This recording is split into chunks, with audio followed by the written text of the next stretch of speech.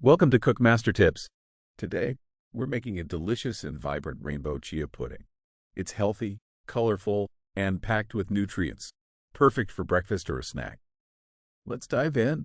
Ingredients: 1/4 cup chia seeds, 1½ cups coconut milk, 2 tablespoons maple syrup or preferred sweetener, gel food coloring, red, yellow, green, blue, purple, 1/2 cup strawberries, sliced, 1/2 cup kiwi, chopped, 1/2 cup blueberries, 1/4 cup chopped nuts, optional.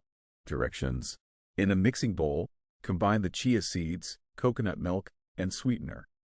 Stir well and let sit for 10 minutes, stirring occasionally to prevent clumping.